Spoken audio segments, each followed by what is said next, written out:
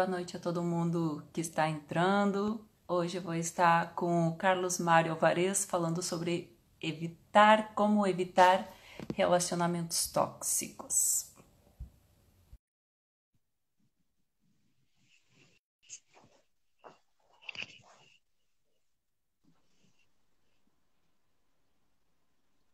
Olá, Boa noite, Carlos. boa noite, Laís. Como é que você está? Tudo bem? E Tô você? ótimo. Prazer estar aqui com você, Um conversar sobre prazer esse tema tão instigante, né? tão instigante. Seja muito bem-vindo. Muito obrigada Obrigado. por estar aqui por esse bate-papo para conversar com o pessoal. Nós vamos falar um pouco sobre relacionamentos tóxicos e vamos deixar aberto aqui para um boa noite, pessoal. Depois a gente fecha e volta no final para responder algumas perguntas aqui no finalzinho do nosso bate-papo. Legal. E eu não sei, Carlos, mas eu acho que um bom começo dessa live seria pensar sobre o que nós entendemos por relacionamento tóxico, né? O que é isso que coloca em marcha algo que pode ser tão forte na nossa vida a ponto de nos intoxicar e nos fazer, de certa maneira, prisioneiros disso? Né? Que Uhum, desejo é esse? Que amor é esse? Que paixão é essa? Que fantasia que dá o contorno para que isso seja possível, né? uhum, Como que isso acontece dentro de uma relação? sim. Bom, a primeira ideia que eu acho que eu posso trabalhar aqui é que alguma coisa é tóxica quando a dose dela atinge um determinado nível que desequilibra uma certa dimensão de homeostase do corpo, uma certa dimensão de possibilidade de uma vivência dentro do possível. Eu acho que quando a gente está falando de alguma coisa tóxica, a gente está falando de um elemento ou de uma formação que pode ser físico-química ou simplesmente psíquica, que tem uma espécie de potência de invasão e tomada do organismo, do corpo, do ser, de maneira a tirá-lo de uma certa fruição e trabalhar, digamos assim, sob um ponto de vista entrópico, negativo, visando assim uma espécie de desorganização. Eu acho que o tóxico também está ligado ao excesso, né? Uma coisa que é tóxica é porque ela invade excessivamente. Então, essa é uma ideia inicial, tá? Em princípio, eu diria que qualquer relação pode ser potencialmente tóxica, o que não necessariamente será, mas potencialmente sim. Isso vai depender das configurações, né? O último comentário inicial é que esse termo relacionamento tóxico ele vem sendo muito mais usado, quer dizer, é um termo que está, de uma certa maneira, investido aí, sobretudo na área psi, né? Na área que pensa a qualidade dos relacionamentos. Então, é uma onda, do ponto de vista do termo psíquico, relacionamento tóxico, né? Da palavra. E você, o que você diz? Acredito que o que faz diferença, o que marca a diferença entre o remédio e o veneno é a dose, né? E é esse Uhum. remédio para aplacar a angústia da falta que a gente busca num relacionamento, numa paixão, num amor, seja ele o formato que tenha, né? Qual é a Uhum. dose que nos intoxica, né? Quando que ela Isso. passa a ser tóxica? Uhum. Será que nós não estamos errando na dose? Peraí, Disso de o fone caiu. colocar, Que o meu fone caiu, mas desculpa, pode falar. isso de colocar na mão do outro. O que eu estou colocando na mão do outro? para que seja tóxico depois? Porque algo nós vamos ter que estar entregando para que venha essa toxicidade para a gente, né? Qual vai ser o nosso limite ou a nossa falta de limite aí? E talvez essa pergunta ela seja uma pergunta ingrata e não muito bem-vinda, né? Porque nós temos e vemos na clínica sistematicamente a demanda e a reclamação do narcisista, né? O narcisista é o outro. Se usa muito esse termo narcisista, nós usamos em outro sentido, mas vamos colocar aqui, porque é o que chega nas perguntas e nos questionamentos e na reclamação, como se o amor não fosse por si mesmo uma certa compensação narcísica, né? Mas os narcisistas somos todos, estruturalmente somos todos. Mas essa expressão até que ela é algo fashion, assim, e eu acho que ela tira o sujeito que sente da fórmula, né?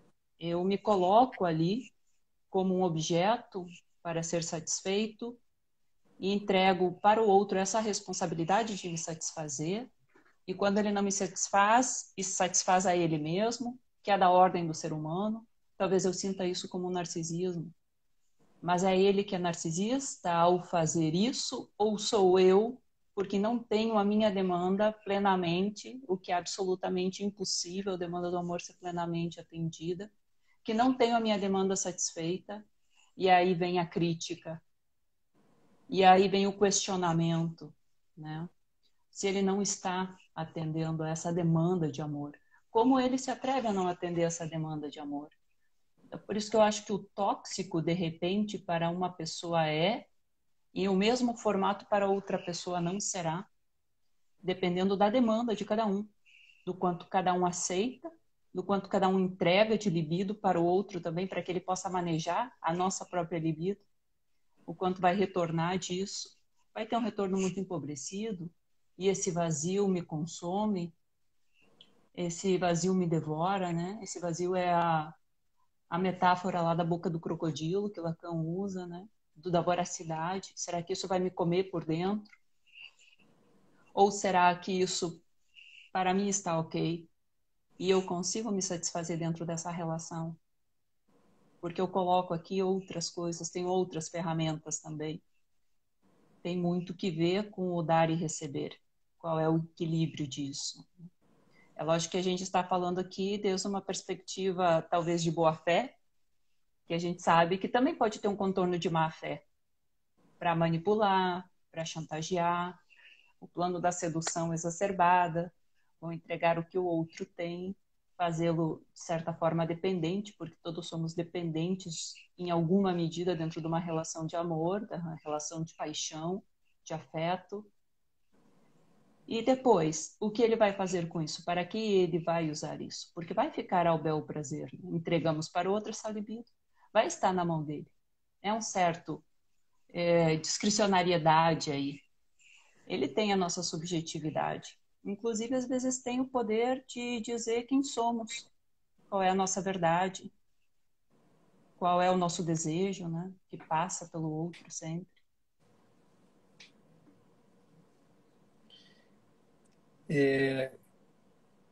Uma relação, nesse sentido amoroso, implica pelo menos duas partes, né? Duas partições, dois partidos, dois corações partidos. Uma relação implica uma transação, ou várias transações entre dois. Nos tornamos parceiros, sócios de um negócio chamado namoro, amizade colorida, como era no passado, lá nos anos 80, ficantes, amantes, esposo, esposa, mulher, homem, marido, e aí todas as outras possibilidades, né? Enfim, dois, pode ser dois homens, duas mulheres, ou pode ser três, quatro, mas sempre são partes e são partidos, no sentido de que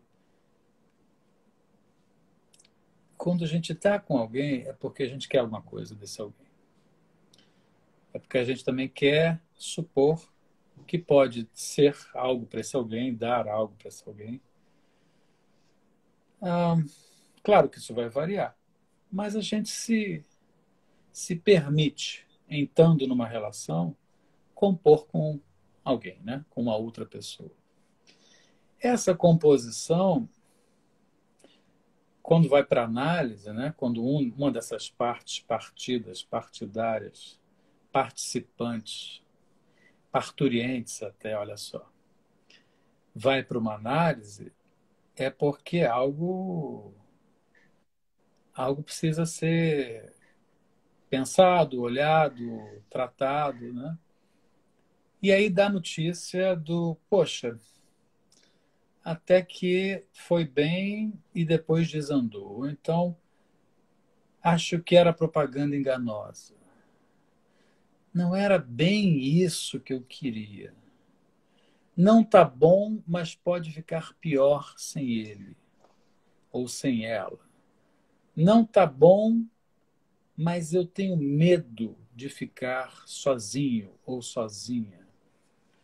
Não sei se caso ou se vendo a minha bicicleta para fazer uma volta ao mundo. Ontem eu queria casar, hoje eu quero me separar. O que é que vão dizer quando souberem que ela ou ele estão em outra, com outros? Veja, são exemplos assim, talvez mais comuns disso que a gente sabe que desanda, né? Disso que a gente sabe que também causa decepção, causa sofrimento. Mas a gente também escuta situações em que alguém suporta o outro por longo tempo sem conseguir, às vezes, nem perceber por onde machuca, como é que está machucando, sem conseguir se expressar, né? Sem conseguir ter a chance até de se posicionar, de falar. A experiência de análise, ela se passa na presença de alguém que se coloca numa interlocução via, sobretudo, o deslizamento da palavra, para dimensionar ou redimensionar aquilo que as outras relações não conseguiram, né? Essa é a grande invenção do Freud. É atualizar uma relação, né? Ou criar, vamos lá, entre aspas, artificializar uma relação em que você paga para estar com alguém que supostamente tem um interesse em te acompanhar para que você saia do sofrimento e que vai receber uma percentagem, uma grana por sessão, sei lá por quê, por semana, por mês, para poder ajudar você a pensar, ou para poder pensar com você, ou para fazer você sair de um tipo de pensamento. Essa posição da análise é muito interessante e vai permitir, talvez, denunciar as dimensões de toxicidade, as toxinas que possam estar em jogo, né? O que não quer dizer, né, Laís, que a relação analítica não possa ter também ela tóxica. Isso acontece.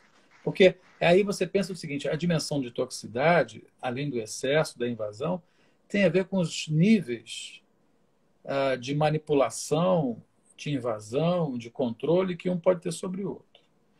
Aí eu vou fazer a gente voltar lá nas origens, digamos assim, e pensar que talvez a primeira relação tóxica que a gente tenha é com a própria mãe. Né? Por quê? Evidentemente que a mãe é uma figura fundamental, é que dá acesso à transição, né, do bebê, né, recém-nascido para um bebê. Olha só que legal esse ato-falho, você viu isso? Para um Bebê. bebê. É um Nossa, bebê eu nunca bem. tinha feito um ato-falho como esse, veio bem na hora. Dá acesso a um bebê, né? Às vezes é um bemal, mas é um bebê que vai seguir o seu percurso. Esse poder que a mãe tem, como adulto, como aquela que tem o seio, que tem o leite, já é potencialmente tóxico, né? A mãe tem, assim, um poder, a gente pode dizer, praticamente absoluto sobre o bebê, Absoluto. De vida e e o morte. que vier... Oi? De vida e morte. De vida e morte. E o que vier a partir dela já começa a marcar esse bebê, né? E isso pode já ter elementos ditos tóxicos. Se ela, por exemplo, não quiser saber do bebê, ou usá-lo para seu bel prazer, ou, digamos, exagerar na dose, seja do carinho, do leite, da preocupação, e por aí vai. Ou simplesmente se abster. Todo mundo sabe da complexidade que é uma relação mãe-bebê, mas pouco se fala, a psicanálise sim ela fala, mas pouco se fala das dimensões de toxicidade, de errância, de dificuldades, de até mesmo de agressividade e ódio que possa haver do bebê para a mãe e da mãe para o bebê. Né? É o que o Winnicott fala da mãe suficientemente boa, né? A partir do momento que ela consegue nutrir aquele bebê de afeto, deixar elementos para que o ego se estruture de uma forma que não se entregue tanto para os outros, esteja tanto nas mãos dos outros, em busca dessa nutrição que faltou lá no início, quem sabe, e que dê esse contorno de poder ter liberdade também, porque senão já está ensinando para esse pequeno infante que as outras pessoas podem ser invasivas, podem o abandonar, podem demandar uma satisfação, demandar dele uma complementariedade para o seu narcisismo, né? Que se escuta muito falar no consultório, né? O meu bebê vai ter tudo que eu não tenho. Eu faço todos os sacrifícios pelo meu filho, ou seja, existe uma realização através daquela pessoa. Isso tem que ver muito com a paixão também naquele estado de se realizar através do outro. Você tem que ser não só um espelho aqui para que eu possa me identificar, mas você tem que ser o meu ideal. Como é que você vai ser o meu ideal? Se você é o outro, né? E quando isso cai, vem aquela grande tristeza, que é quase esse sintoma depressivo que se percebe, porque como isso pode ter acontecido? Né? Como ele pode não ser a minha fantasia? Para que depois venha uma sutura do amor. E a paixão, quando a gente fala em relacionamentos tóxicos, a paixão ela já é algo patológico por si, pela sua própria funcionalidade. Então, talvez nesse desenlace, nessa caída do ideal, é que se a gente possa começar a se interrogar se vai ter elementos para fazer uma sutura, para formar um vínculo saudável de amor, ou se essa paixão ela vai se dissolver e que a gente permita que ela seja dissolvida também de certa maneira, não de maneira indolor normalmente, mas que isso aconteça. Porque às vezes a gente fica escravo não somente da relação, né, dessa dependência, mas também do desejo de manter isso, ou de construir isso, ou de modificar o outro.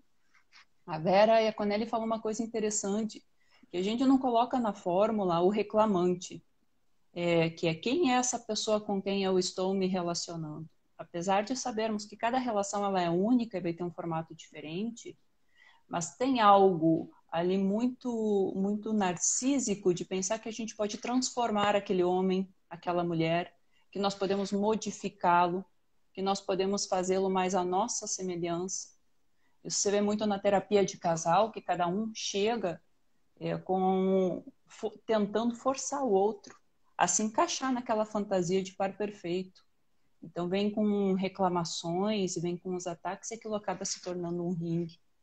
Porque se está lá para ver quem é a outra pessoa, para escutá-lo, ou para que ele me escute e que ele se adapte a isso, né? O que se deseja numa relação?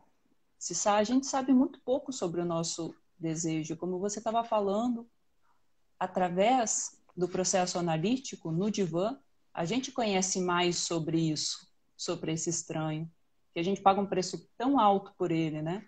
E o nosso desejo ele não vem naquele formato do checklist que a gente elaborou, do que pode ser o nosso príncipe ou a nossa princesa. Ele vem, às vezes, de umas formas mais estapafúrdicas possíveis. E nós estamos ali frente àquele embate também, né? Essa pessoa por quem eu me apaixonei, como eu fui me apaixonar por essa pessoa. Mas agora eu preciso encaixar ela aqui no meu script do amor perfeito. E vamos forçando um pouco isso.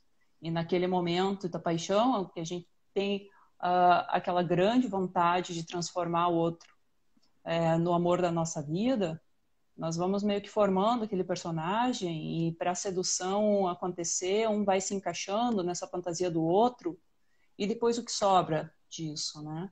E não vamos falar aqui de relacionamento tóxico que chega ao relacionamento abusivo e violento, mas dentro de uma toxicidade do que me intoxica, mas alguém está me forçando a beber isso, eu estou tomando esse próprio veneno aí, às vezes isso começa em uma certa dose homeopática e depois vai intensificando.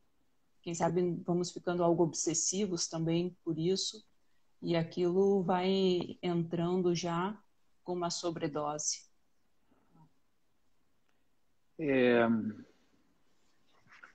Você vê que a própria gestação, ela pode trazer múltiplas facetas que afetam as dimensões subjetivas da parturiente, da futura mamãe, porque é um corpo estranho que se forma no ventre. É o milagre da vida que se atualiza no humano, né? O Freud chegava a dizer que não há nada mais resplandecente e de alto teor libidinal do que a gravidez, e ao mesmo tempo ele via também como uma reparação a uma dimensão da falta, mas as pessoas vivem isso cruzado por várias outras questões, quer dizer, você tem uma boa quantidade de sintomas desconfortáveis, dimensões de despersonalização, ou seja, de pânico, de mal-estar, né? E de mal-estar mesmo, de enjoo. Quantos sintomas pode ter uma grávida por conta de estar carregando um bebê, né? Evidentemente que a gente sabe que se trabalha muito a mente de uma parturiente para que ela possa suportar essa, digamos, até eventual psicose transitória, que mesmo que ela não esteja surtada nem alucinando, é uma coisa meio louca você fazer uma pessoa no seu ventre, né? E vendo esse projetinho, né, que se inicia lá no cruzamento dos gametas, na formação, né, do feto, e depois no nascimento de um bebê. Quer dizer, esse projeto humano, ele é muito, muito carregado de afeto, é carregado de estranheza. Então, é uma provação. Em geral, as mães, né, acabam se organizando, mas quantas não entram em depressão? Quantas não entram em sofrimento, em dor, em questionamento? Quantas não passam um período meio que rejeitando os bebês? É porque isso nem era tão dito assim, né? Novamente, a psicanálise ela contribui muito para se falar do mal-estar. Mas por que eu estou falando isso? Para situar as pessoas, isso não tem necessariamente um grau pejorativo nem negativo, mas as pessoas sabem o quanto pode ser esquisito e causar mal-estar carregar uma pessoa no ventre, sendo filho. E quando. O que chegou aí? Chegou o Thor. Olha só, que momento bacana. É o Thor? É o Thor. Cadê o Thor? Deixa eu ver o Thor aí. Tá aqui conosco. Ah, parece que é um animalzinho bem bonito, hein? Oi, Thor. Bom, veja, o que eu quero dizer é o seguinte. A gente não sabe muito bem, e talvez jamais vai conseguir saber com mais acuidade, o que é que um bebê pensa quando está lá no ventre. Mas a gente tem estudos sobre isso. Agora, a gente pode saber muito bem o que uma parturiente sente. Ela vai para análise, ou ela vai para um laboratório de psicologia, ela vai dar lá os seus relatos, isso vai ser estudado. Mas a gente sabe que isso já vem com um grau de muita angústia, ao mesmo tempo de muita alegria, de muita felicidade. O Thor passou e levou tudo agora. Parece a paixão, Thor. É passional, totalmente. Mas é bom, a live fica muito animada com essas coisas assim, sabe? Então, assim, vejam, só aí você já pode entender que carregar alguém dentro, um outro dentro do útero, é já algo de uma certa intensidade, algo extremo. Quando você tem um adulto namorando, amando, se relacionando, de uma certa maneira, você reatualiza essa entrada de um outro no corpo, né? Porque, digamos assim, o modelo da penetração sexual, né, vagina, pênis, por exemplo, você pode pegar boca, pênis, boca, vagina, ânus, pênis, ânus, vagina, essas entradas, dedos e tal, são penetrações. Você pode sair, inclusive, do registro sexual e ficar no registro psíquico. As pessoas se penetram umas às outras. Por exemplo, né, um casal que está sempre junto e que está sempre se procurando, está se gestando dentro do corpo, está carregando a si dentro. E às vezes você tem que perguntar, pô, até quando você aguenta o outro dentro de você, por exemplo, te sufocando, te controlando, sugando a tua energia, se alimentando do cordão umbilical, ou que você dá um nó na cabeça do outro com o teu cordão, às vezes de ouro, às vezes de prata, às vezes de bronze umbilical. E aí você está formando essas dimensões que querem, de uma certa maneira, pela via simbiótica, garantir um emaranhado, né? Um invólucro, um envelopamento, tal qual você já tem modelos esses se você quiser, do útero, do líquido amniótico, né? Dessa representação que a gente pode fazer de alguém que contém o outro internamente e que, ao mesmo tempo, está com um corpo estranho, que é, ao mesmo tempo, o corpo de si próprio. Ou seja, no processo de formação do feto, você sai da indiferenciação ou da diferença mínima, minúscula, que é quando o espermatozoide encontra o óvulo. Quando o espermatozoide veio do homem, o óvulo veio da mulher. Quer dizer, antes dessa chegada, você está falando do quê? De uma certa separação. Quando há chegada, você tem a união e a fecundação de um ser. Ora, esse modelo, que é o modelo que a gente pode chamar espetacular, que é o modelo da vida, que é o modelo biológico, ele não vai embora, né? Ele se repete. Essa dimensão de compulsão à repetição vai fazer com que, quando você conhece alguém, psiquicamente, é como se você também lançasse o seu óvulo ou o seu espermatozoide, tanto faz se você é uma mulher, aí a gente pode perder essa referência, mas é uma nova fecundação que se quer. É uma nova promoção e produção de um viver. A gente sonha que vai ser feliz, que vai construir coisas, e que vai ter filhos, e que vai amar, e que vai se dedicar, e que de repente a vida vai ganhar contornos.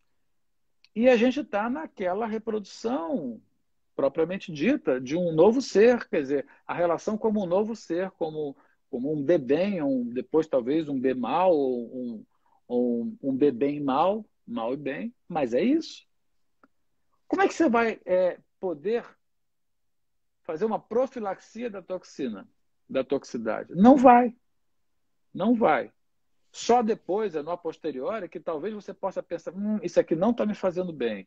Deixa eu tomar um remedinho. Então, meu filho, vai para lá que eu vou para cá. Mas nem sempre é fácil, né?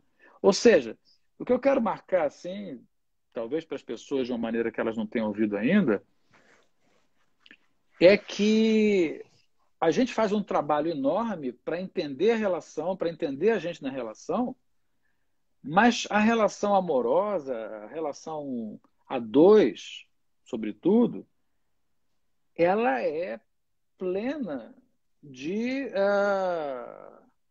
arestas, de falhas, de incongruências, né? Tem uma dimensão psicótica e psicotizante, se a gente quiser usar essa palavra mais impactante, em qualquer relação. Tem aí também a arte do poder conviver e bem viver, né? Eu acho que é essa que interessa a nós quando fazemos uma live assim, que interessa ao nosso público, porque todo mundo quer bem viver e que é trabalho do analista, de uma certa maneira, refazer alguns circuitos para melhor fluir. Ela acontece de uma forma muito visceral, né, Carlos? As relações e a procura disso. Às vezes não se trata de vontade, mas de uma necessidade, né?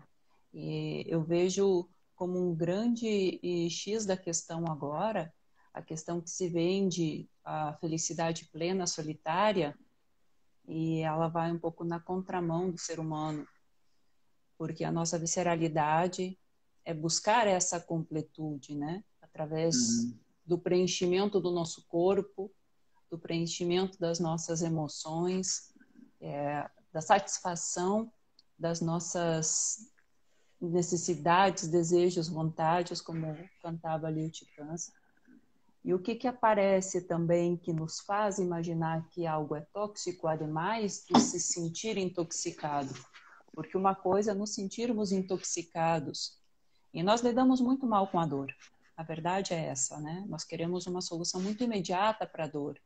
E a dor, ela é um processo de sanação.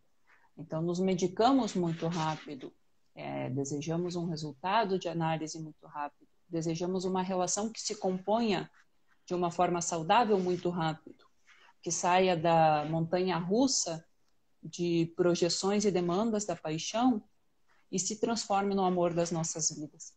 Sem que isso seja um luto da quebra do ideal para que se construa o amor.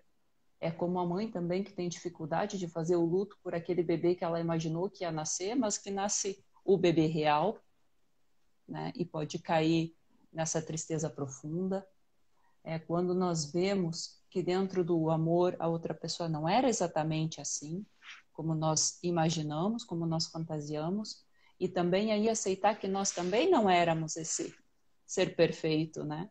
Você não é o meu príncipe, mas eu tampouco sou a sua princesa. Porque quando cai o ideal, né, quando nós reconhecemos aquela pessoa como real, nós também temos que nos reconhecer como real de certa maneira. Porque ela vai olhar para nós e vai dizer, você não é aquilo que eu imaginei. E aquilo abre uma ferida narcísica que remonta ao tempo que a gente era um infante, né?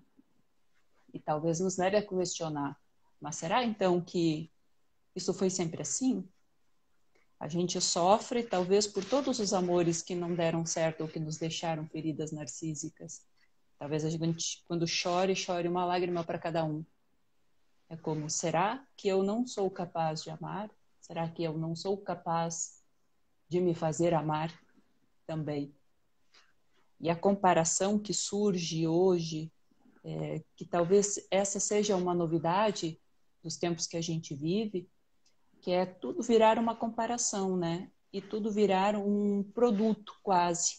Não só que as pessoas sejam objetos listados, e são listados, né? Estão aí os aplicativos que vendem esse sonho do match perfeito. 98% de match com a outra pessoa. Você diz, encontrei o amor da minha vida. Mas aquilo é colocar combustível num carro de Fórmula 1 de fantasia. Aguenta a frustração depois como, né? Essas redes sociais que nos permitem que a gente se disponibilize para ser desejado, amado e reconhecido, né? Com essa criação desse personagem que talvez antes ficava mais restrito à paixão. Eu me coloco aqui como um selfie perfeito, maravilhoso, nem que seja falso, mas agora eu também posso me apresentar assim nas redes sociais e que depois eu não vou conseguir manter na vida real, porque ela é real, né? Os coachings de relacionamento que vendem muito isso, né? 5 passos para encontrar o amor da sua vida. E a indústria farmacêutica, que eu acho que vem fazer um arremate final, é que quando essa dor da frustração aparece e deixa exposto que isso não é possível, que essa demanda lá é impossível de ser satisfeita, né?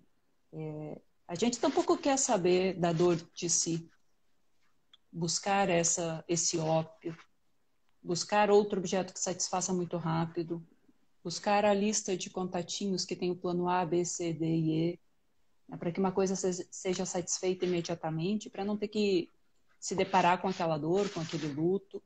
E quando a gente não elabora, não passa por essas tristezas, aí também perde uma oportunidade de simbolizar, de ressignificar, de transformar isso em outra coisa, de repente de reincorporar aquela libido e que ela se transforme em ferramentas e que a gente possa levar isso para uma análise e se conhecer melhor, em vez de tentar tapar esse buraco da falta, esse vazio que o outro deixou de uma maneira quase intermitente, né? Nos drogamos muito, seja com que droga for. Pode ser uma farmacêutica, pode ser um álcool, pode ser uma comida exagerada, pode ser ausência de comida, né? Numa coisa assim mais autoflagelo, num monte de pessoas que se tornam ali objetos e a gente fica um pouco psicótico. Quem é que cabe aqui no meu sonho de consumo agora? Essa pessoa para apresentar para os pais, essa para ser o amigo colorido, essa para ir de festa, essa para não sei o quê. E não abre mão de nada, mas também nunca vai ter algo completo ali, algo que seja um composto mais nutritivo, né? Então, a gente está comendo fast food e esperando ter uma saúde. Isso não vai acontecer também, né? Nós vamos nos intoxicando também com todas essas coisas que vão aparecendo na nossa vida, a maneira que a gente se comporta frente a elas também, né, Carlos? E a gente vê isso na clínica, essa angústia. Eu digo que esse momento de tanto amor livre, talvez seja desamor livre de alguma maneira, porque ela muitas vezes vem carregada de dor. Se satisfaz, tá tudo bem. Se as outras pessoas que estão vivendo isso estão satisfeitas, tá tudo bem. Né? Mas tem que considerar o outro também nessa fórmula como sujeito. A gente se movimenta muito objetificando. Às vezes a Veja, nós mesmos, né? desde sempre está posta a ambivalência. O que quer que exista encontra o seu oposto, o seu avesso. É a dimensão da diferença. Então, se você volta para a relação mãe-bebê, ela é também ambivalente, né? O seio bom e o seio mau, como queria Melanie Klein, né? O seio que alimenta, mas o seio que frustra. O seio que eu, como bebê, chucho, né? Sugo ou chucho, e o seio que eu, como bebê, mordo, agrido, que eu introjeto e que eu projeto, que eu expulso. Né? Acho que a psicanálise avançou muito quando começou a pensar, o Freud deu o start, mas foi Melanie Klein que trouxe isso e depois outros vieram, né, na esteira desse pensamento sobre essas dimensões que o Freud sempre trabalhou, da dualidade pulsional. O Freud é um pensador dualista, e a ambivalência reflete essa dualidade. Mas e por que eu estou falando isso? Né? Porque quando a gente está num relacionamento, seja ele qual for, um relacionamento amoroso, um relacionamento até de amizade ou até profissional, nós estamos lidando com valências que vão oscilar e que ora vão mostrar lados nocivos, ora vão mostrar lados aprazíveis, e depois isso se inverte. E a gente tem uma gama enorme que opera, né, que são afetos que vão causando, né? O Raul Seixas tem aquela frase numa música: se hoje eu te odeio, amanhã ele tem o amor, né? Eu quero ser essa metamorfose ambulante. Olha que coisa lírica e fácil e bela de cantar e de se ouvir e de se pensar, né?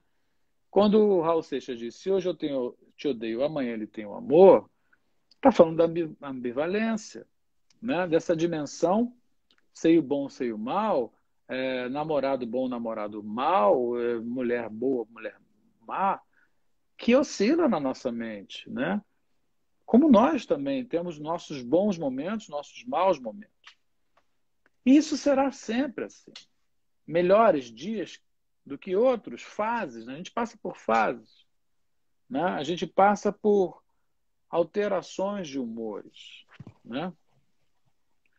Nós temos essas dimensões bifásicas. Como diz o transverso neurão, somos todos bilaterais, ou bipolares, ou bifásicos. O que quer dizer isso? Nós portamos a possibilidade da alternância, né? Pode perceber que tudo tem o seu avesso. Então, o que a gente pode derivar daí, Laís? Que as relações passam por fases que elas são também incongruentes, mas também são, digamos, a mesma relação pode te impulsionar para certas coisas em certas fases e pode te botar para trás em outras. Então é muito difícil você fazer um julgamento se aquela relação foi boa ou foi má. Às vezes ela é, e sempre é as duas coisas. A gente sempre vai guardar bons momentos daquilo que a gente investiu com alguém e também vai guardar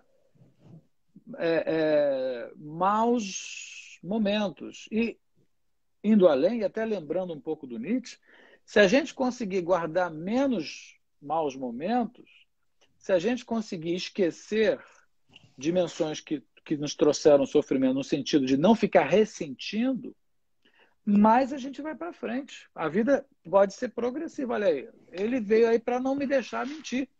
O Thor que passou, toda vez que o Thor passa nessa live, significa que a gente está dizendo uma coisa importante que ele está de acordo. Essa é a brincadeira que eu proponho. Então, Até assim, a Freud nossa. amava gatos. Sim, não tem a menor dúvida. Os bichos são esses elementos que nos permitem a expressividade de um amor que não é atravessado por palavra, né? Que aí já vai, ele pode ser ambivalente também, mas já tem um outro grau, enfim. Mas só para concluir o que eu estava dizendo é o seguinte: às vezes você crucifica uma relação, às vezes você detona o outro, aí tem aquela coisa de restauração narcísica, né? Os amigos, as amigas, os migos e as migas vão lá falar mal do outro para poder levantar você, né? Você acabou de ser atropelado por uma situação amorosa, o nego não sabe nada a respeito do que você viveu e está lá falando, as pessoas adoram falar das coisas. Mas, enfim, os migos e migas têm as suas funções, às vezes, de crucificar as pessoas que passaram pelas vidas dos outros, também tem a função de ajudar a restaurar. É sempre muito rico em acontecimentos. Porém, o que eu quero, assim, talvez para concluir, é que acho que o mais interessante, talvez, é a gente poder sempre estar numa relação em que a gente possa atualizar e perceber se vale a pena. Está valendo a pena? Dá para continuar? Esse problema eu consigo relevar ou não consigo? Eu consigo transformar isso ou não? Que é diferente daquilo que você está falando, de você ter que mexer no outro, fazer com que o outro seja como você quer, modelar o outro, manipular o outro, né? E aí chegar até a violentar o outro. E o último comentário mesmo é o seguinte, que talvez a gente pudesse abrir para as perguntas, que ainda tem um tempinho, será que quando há uma relação tóxica, É porque um está fazendo mal ao outro? É porque os dois estão na sintonia que permite a circulação da toxina? Para mim, é cada vez mais isso. Ou seja, você não tem, como dizia o Freud, o sádico sem o masoquista, né? Essa dimensão, ela é sempre uma dimensão a dois. E se ela não for, ela precisa ser interrompida, né? Quando é que você interrompe uma relação? Quando ela está te fazendo mal. Como é que você saca que ela está te fazendo mal? Talvez a análise nos ajude mais. Claro que os amigos e amigas também podem ajudar. Os outros sempre podem ajudar a ver aquilo que a gente não vê. Mas nós é que temos que ter autonomia para dizer: chega, aqui não dá mais, daqui você não passa. Cheguei no meu limite, acabou. Ou então, não, olha, pensei melhor, quero continuar, vamos mais um pouco, né? Eu acho que tudo é trabalhável, né? Em inglês tem a expressão workout. A gente tem que malhar, do ponto de vista da malhação, da musculação e do trabalho, seja no relacionamento, seja na nossa casa, no nosso trabalho, na nossa análise, a gente está sendo burilar, né? Lapidar, né? Construir, fazer lá as esculturas, os desenhos. Senão, se for deixar, né, a coisa solta, ela tende a se perder, e aí as dimensões tóxicas podem brotar com muito mais veemência e nocividade, né? Nós lidamos mal com a nossa ambivalência quando é no par romântico. Talvez a gente lida melhor com a ambivalência em outras situações, especialmente se ela foi bem integrada lá por aquela mãe, né, do seio bom e do seio ruim, e ensinou, de certa maneira, o seu infante a aguentar alguma certa frustração. Nós não somos algo impacientes quando se trata do par romântico, né? Às vezes a gente esconde o ódio e às vezes a gente esconde o amor também, E tem tantas possibilidades, né? né? E tem a possibilidade de que, falando em Freud, logicamente, as nossas pulsões, elas não obedecem ao princípio de prazer, né? Às vezes a gente goza com algo que dói. E aí é muito divã essa causa. A gente pensa assim, essa relação me dói tanto, eu vou sair dali. Mas às vezes não consegue. E por que não consegue? Qual é o grau de satisfação que pode existir aí, se é que existe algum, né? Qual é o nosso prazer ali, o nosso benefício secundário dessa dor? Uhum.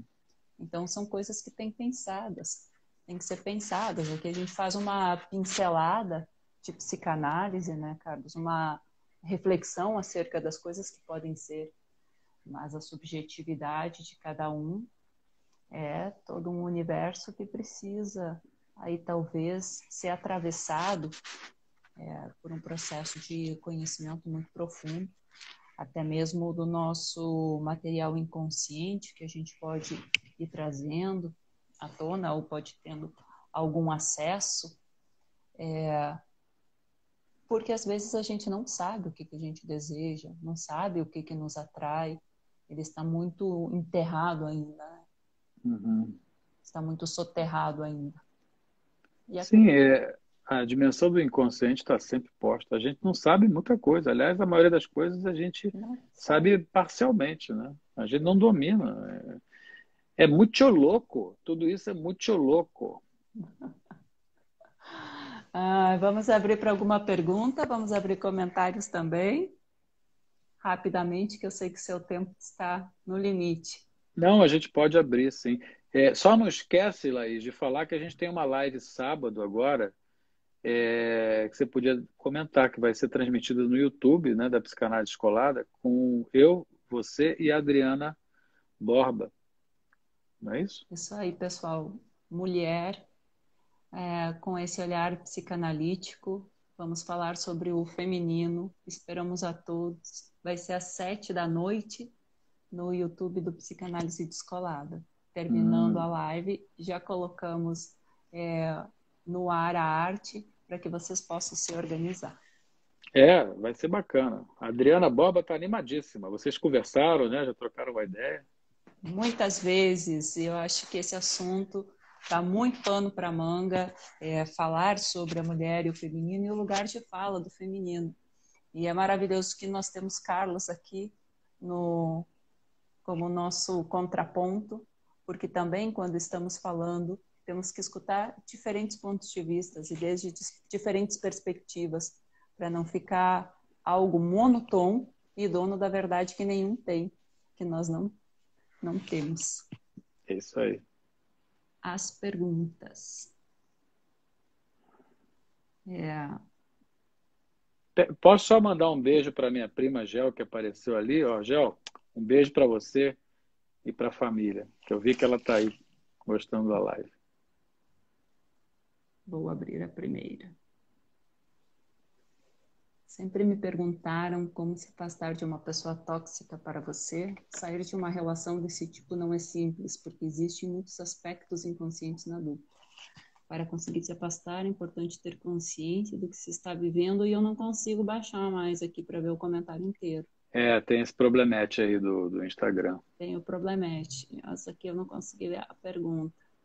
Eu entendi. A pessoa quer saber como sair da roubada, né? Como é que se livra de uma relação tóxica. E o que eu posso dizer é o seguinte: pensem que uma relação é sempre complexa, ela tem vários elementos, então ela causa muita adesividade. Se você casou, significa que você foi, às vezes, para o civil, mudou de nome, fez festa, às vezes tem imóvel em conjunto, tem as famílias, tudo isso, gente, são dimensões de adesividade, são dimensões que colam você com o outro e vai tornando a tua vida mais amarrada, né? Então, quando chega nesses níveis de amarrações, aí você tem dependência econômica ou parceria econômica, você tem dependências afetivas, você tem inibições, aí começa a entrar uma sintomática tão grande, às vezes, que fica difícil se afastar da toxicidade gerada pelo relacionamento. Agora, é sempre possível dar um stop, um ponto de baixo, dizer, daqui eu não vou, não dá mais, vamos dar um tempo, vamos parar e por aí fora.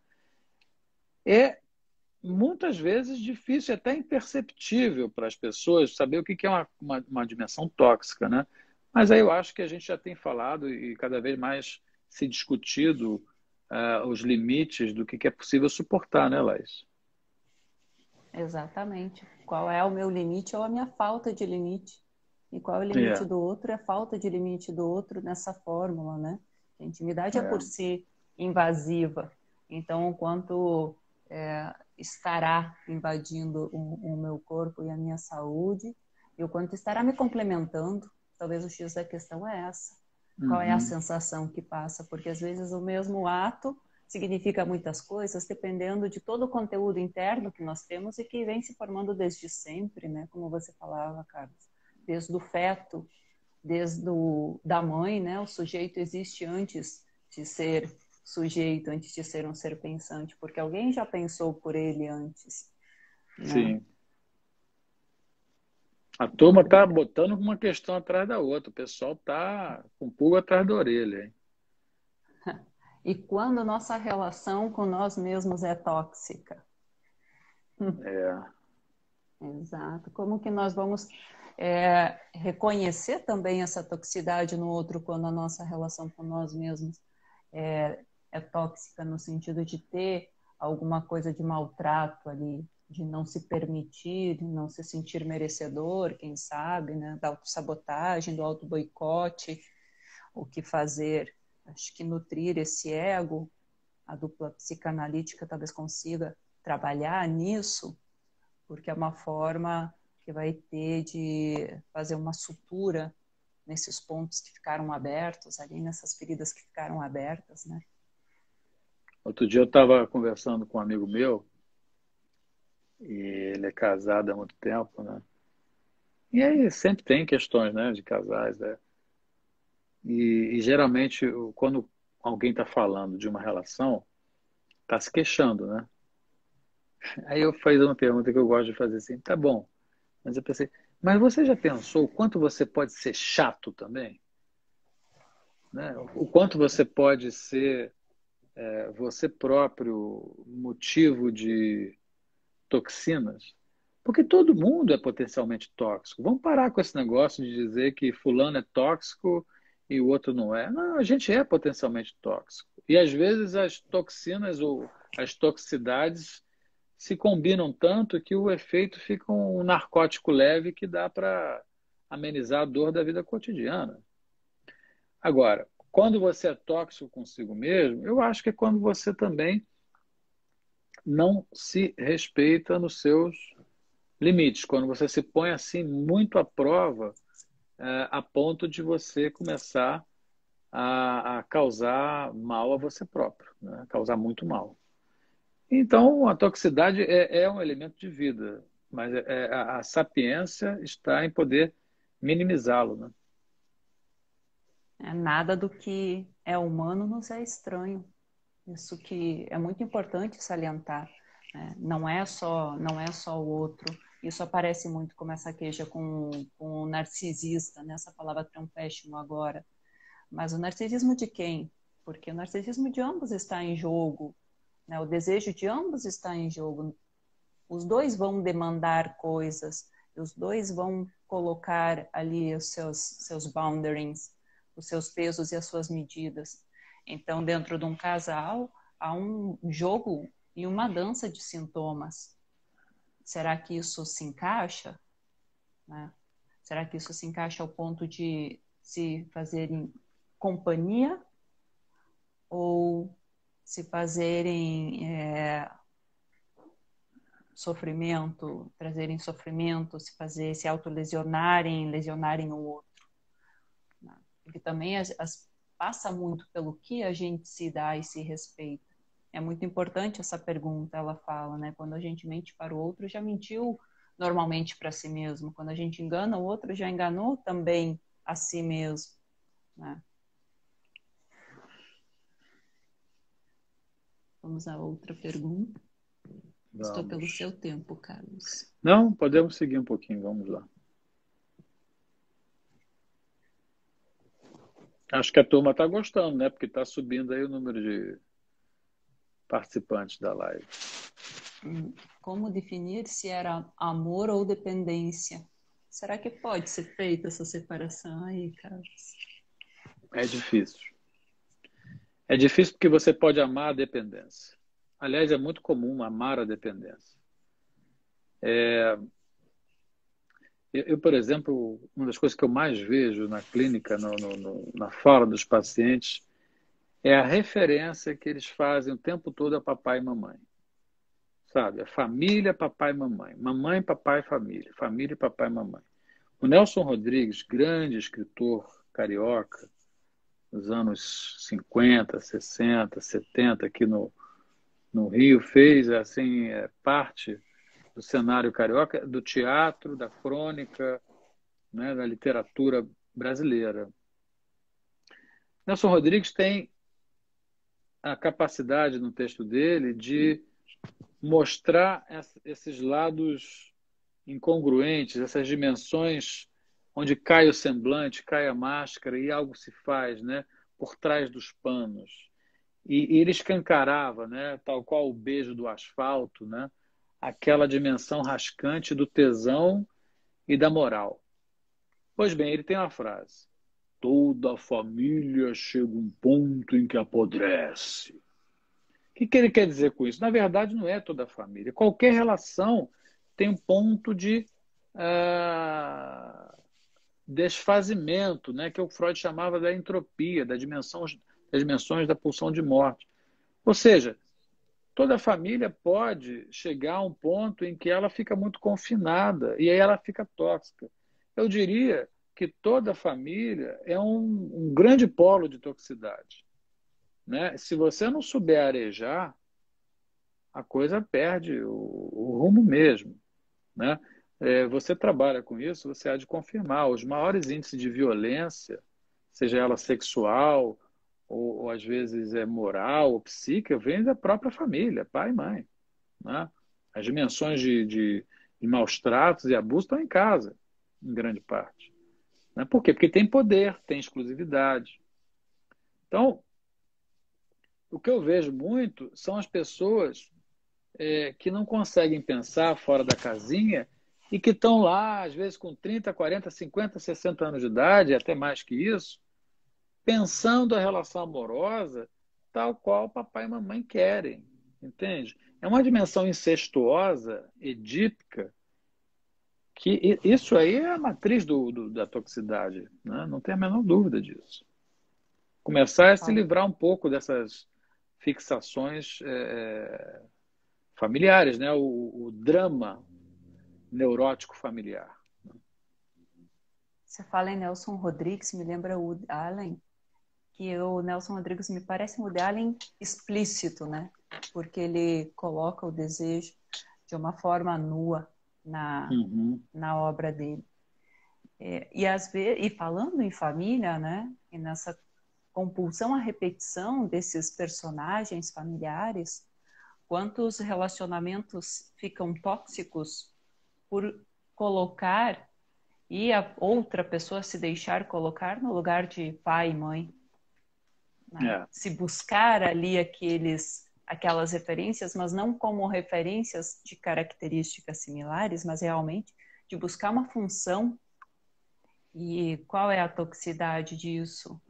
Primeiro que é uma dependência tremenda, e em segundo momento é porque aquilo barra o desejo, porque se reconhece o incestuoso inconscientemente por trás daquilo, e, e aí o desejo padece, né? E quem é, sabe se toma outros contornos, que o desejo vai para outro lugar, talvez para a rua, talvez para, enfim, diferentes dimensões. é. Vamos mais uma pergunta, Carlos? Dá tempo. Uhum. Qual a melhor maneira de lidar com essa ambivalência sem jogar toxinas na relação? Bom, acho que a gente pode pensar algumas coisas assim meio provisoriamente, né? Porque a gente não tem essas saídas assim tão fáceis. Sabe aquela ideia que diz, não coloque todo o seu dinheiro num único investimento, saiba diversificar. Talvez isso seja uma ideia interessante, né? Não bota todas as expectativas numa pessoa só, né? Divide um pouco, né? Deixa o outro respirar, entende? Tá bom, tem a trama, tem a transa e tal, mas tem o ir e vir também, né? Pessoas que estão no controle do telefone celular das outras, né? Que estão no controle do que o outro está comendo, do que o outro está pensando, fazendo, né? Que só podem fazer se o outro for. Aquela música boba do Lulu Santos, que eu só faço com você, só quero com você, só gosto com você, adivinha o quê? Aquela bobagem que ele canta ali é a bobagem de muita gente, né? Que é essa fixação na figura exclusivista de alguém. Quando você bota alguém como exclusivo, ferrou, né? Você pode acentuar o gozo, mas ele é tóxico. Quer dizer, uma pessoa que tem uma relação digamos assim, de adicção à cocaína, por exemplo, é uma pessoa que elegeu um objeto e nele se vidrou e se rebate, se especulariza numa espécie de gozo cego. É um gozo cego. Você olha para o espelho e o espelho, dois espelhos em você, e você fica num rebatimento infinito da imagem, né? É um gozo cego, quer dizer, é um gozo que tende ao infinito. Então, claro, tem uma dimensão que toma a pessoa, a gente é tomado por grandes paixões, por dimensões altamente gozosas, a gente tem isso, claro que tem. Mas tem que saber ir e vir, tem que saber voltar, né? Tem que saber dar o ponto de retorno, o ponto de basta, o ponto de báscula, né? Como queria o próprio Lacan. É preciso saber o que te faz mal. Tem pessoas que não podem comer, sei lá, glúten, outras que não podem comer camarão, outras que não podem comer manteiga. Então, tem que ir aprendendo, né? E aí, para complicar a coisa, é o seguinte, às vezes essa história de alergia sobre um troço qualquer é passageira, é uma dimensão, é uma trama de momento, né? Então, é possível ter algum tipo de critério e experimentação ad hoc, ou seja, em cada situação você vai percebendo o que é que lhe convém, né? Porque a pessoa que lhe convém hoje não convém mais amanhã, talvez, né? Não era interessante ontem, mas agora passou a ser.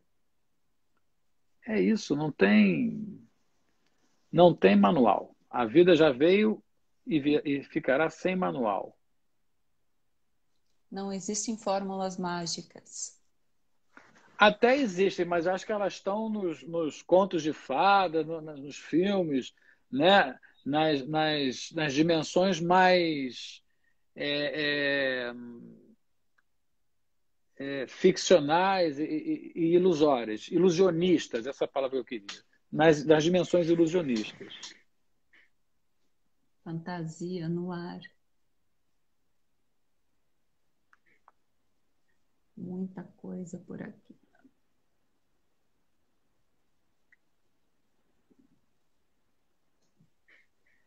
Diferença entre cuidado e controle. Como saber que o outro está cruzando limites? Pois eu acho que as perguntas estão boas e estão circundando o nosso ponto que é inapreensível. Como saber se aquilo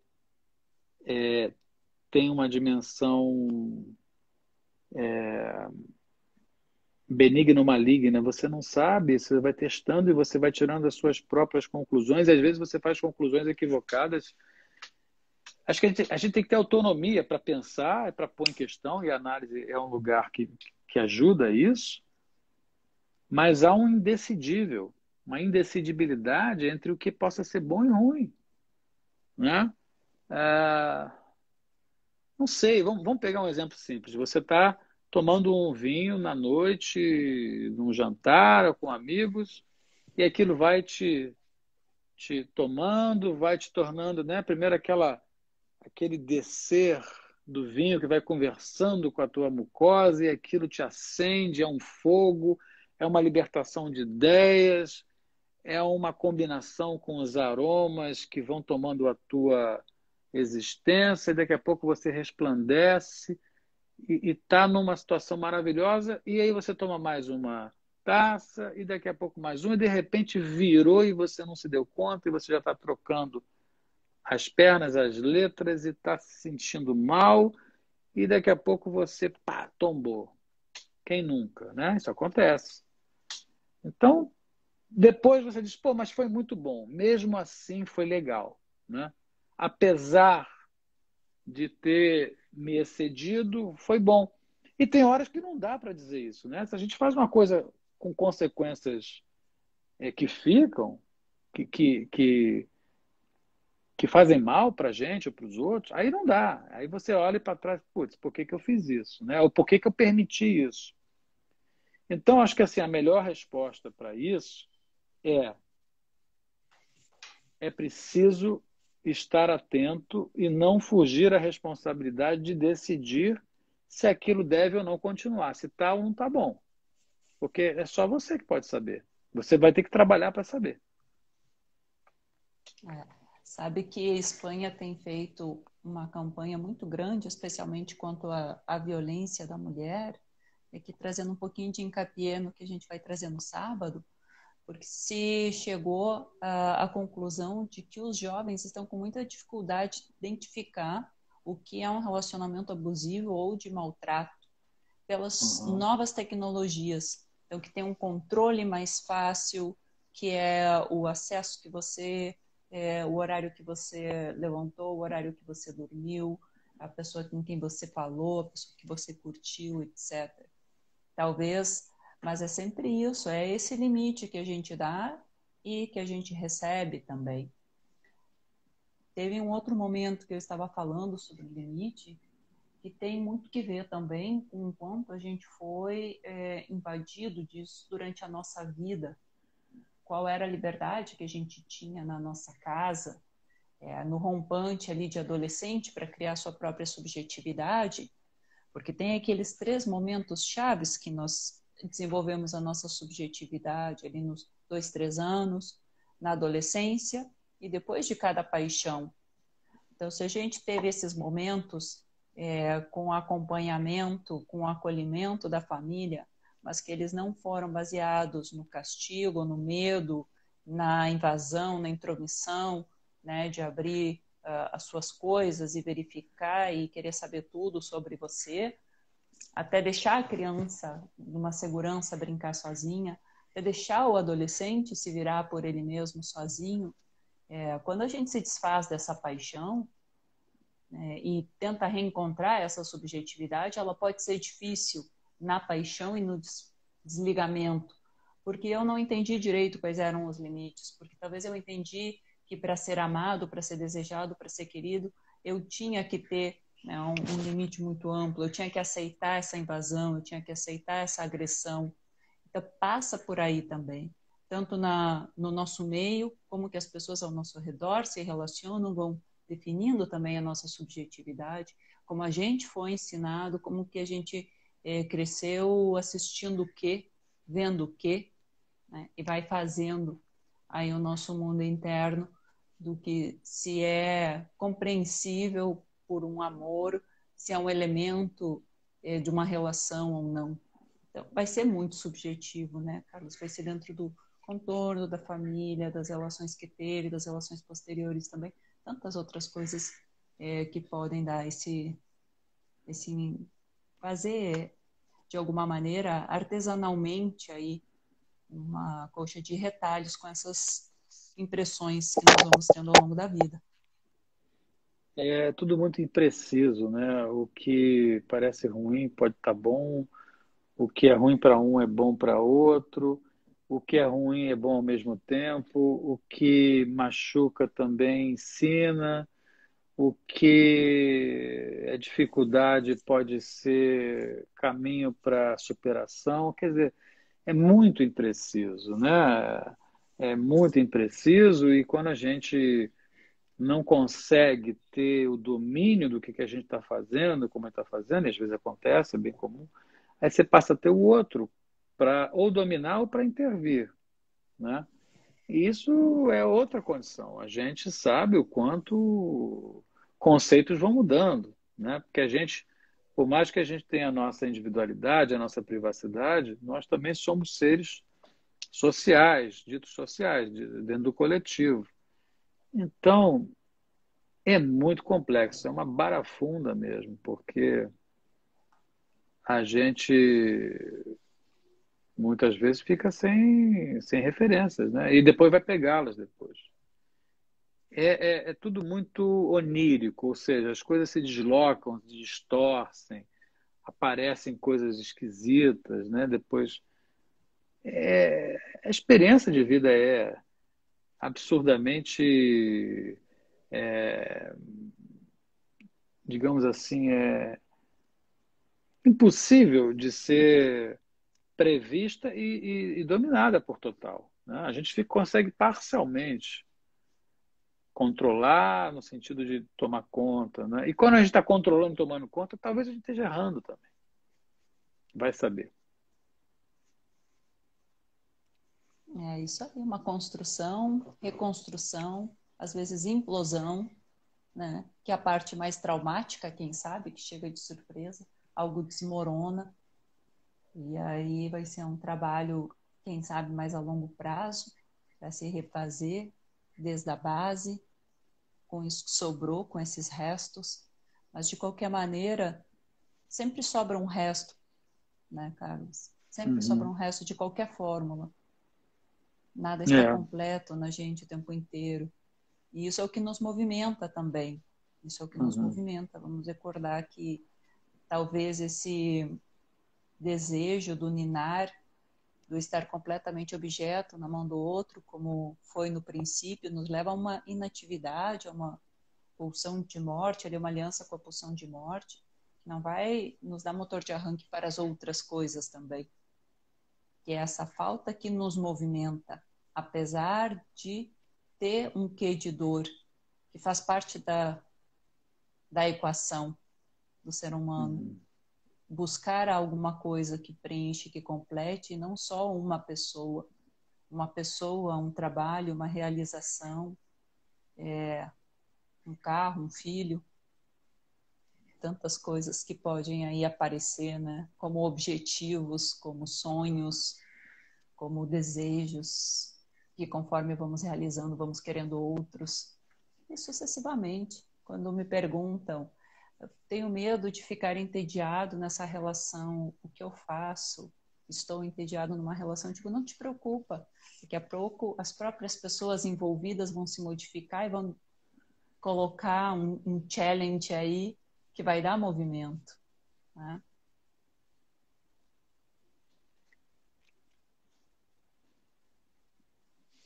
É isso. É isso. Na próxima vez, vamos chamar o Thor para dar mais umas pinceladas na live, que eu adorei as entradas, as intervenções dele. É o inesperado da vida. Gente, sem o inesperado da vida, monotonia. Nós temos Verdade. também que aprender a pegar esses elementos surpresas e transformar em alguma coisa aí que some, que acrescente. Mesmo que eles pareçam ser, com essa ambivalência aí, algo negativo, mas Uhum. tirando eles da polaridade, positivo, negativo, ruim, mal, né? Somos muito julgadores dos outros, da gente mesmo, das coisas que acontecem.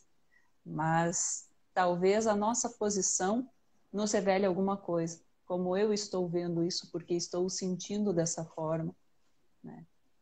Porque permito, porque não permito, porque sonho, porque não sonho, porque desejo, porque não desejo, para se colocar como sujeito também, frente a todas essas coisas que estão acontecendo na nossa vida e que nós estamos fazendo acontecer na nossa vida.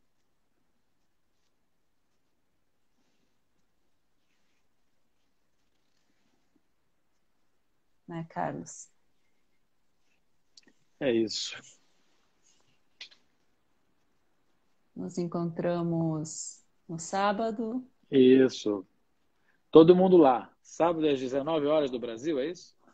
Sábado às 19 horas do Brasil, no YouTube da Psicanálise Descolada, Legal. com a Estaremos nossa lá. querida Adri.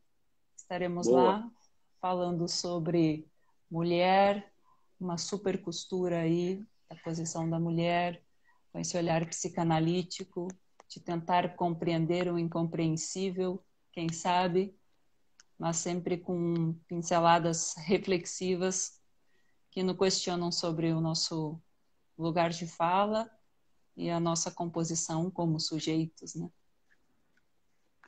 Tá bom. Bom, obrigado pelo convite, a chance de estar aqui conversando com você. E eu acho que foi bem bacana, sabe? Eu gostei muito e acho que o público também, a tomar pelas boas questões e numerosas que fizeram, né? Ficarão muitas para próximo momento. Pessoal, quando eu fechar aqui, as perguntas de vocês, elas vão ser apagadas, eu não vou ter acesso. Então, quem quiser mandar pergunta no direct, depois a gente pode fazer uma costura aqui, um vídeo, a outra live, outro momento de bate-papo. Quem sabe no YouTube também do Carlos. E podemos trabalhar com essas questões que surgiram. Boa. Combinado. Um beijo para todo mundo. Muito Beijo. obrigada, Carlos, Eu pelo que seu agradeço. tempo, Eu pela que sua agradeço. energia de estar aqui. Tchau, tchau, Foi pessoal. ótimo. Obrigado. Tchau.